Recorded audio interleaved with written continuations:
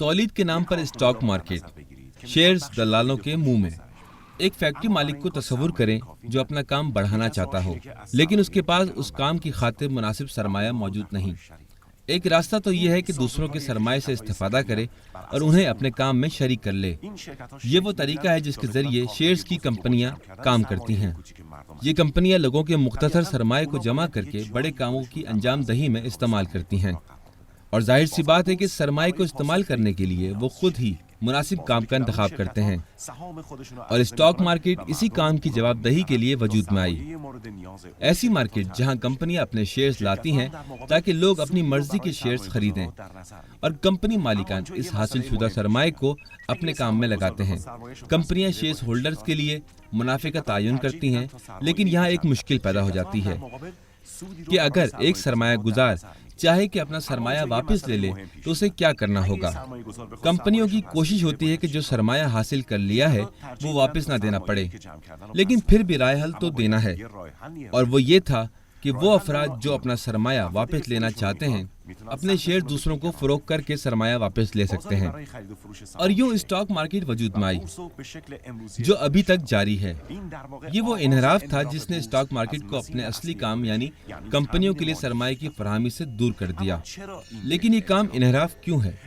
انحراف اس لیے ہے کہ یہ ڈیمانڈ تھی جو اب شیئرز کی قیمت کا تعین کر رہی تھی، جو باعث بنا کہ ہر شیئرز اپنی اصلی قیمت سے زیادہ فاصلہ پیدا کر لے۔ جب کوئی ایک معتبر کمپنی اپنے شیئرز مارکیٹ میں لاتی ہے تو بہت زیادہ لوگ اسے خریدنے کے خواہش مند ہوتے ہیں، حتیٰ اس کی پہلی قیمت سے کہیں زیادہ قیمت بھی، اور جیسے جیسے مذکورہ شیئرز کی خریدار بڑھنے لگتے ہیں ساتھ ساتھ اس کی قیمت بھی بڑھنے لگ جاتی ہے۔ آیا اب قیمت کے اس اضافے کا فائدہ کیا شیئرز کی کمپنی کو بھی ہوتا ہے یا نہیں؟ تو جواب منفی ہے۔ کمپنی ایک بار اپنے شیئرز کو مارکیٹ میں فروخت کرتی ہے اور پھر ان شیئرز کی مزید خرید و فروخت سے اس کا کوئی تعلق نہیں ہوتا، نہ ہی اسے کوئی منافع حاصل ہوتا ہے۔ آئیے ایک مثال سے اس موضوع کو سمجھتے ہیں۔ ایک حلوائی کو تصور کریں جو ایک بڑا کیک بنانا چاہتا ہے، لیکن ایسا کیک بنانے کے لیے اس کے پاس مطلوب سرمایہ موجود نہیں، لہذا فیصلہ کرتا ہے کہ کیک بنانے کے لیے کیک بنانے سے پہلے اس کی پیش فروخت کے آرڈر لے لے گا اور سرمایہ جمع کرے گا، جس کے لیے وہ رسید بناتا ہے۔ لوگ حلوائی کے کاؤنٹر پر کیک خریدنے کی رسید لے کر پیسہ دیتے ہیں تاکہ کیک بننے کے بعد رسید دے کر اپنا کیک کا حصہ حاصل کر لیں، اور اگر لوگوں کو پتہ چل جائے کہ یہ کیک ایک بہت نامور شیف بنانے والا ہے تو وہ اس کے حصول کی خاطر آپس میں لڑ بھی سکتے ہیں۔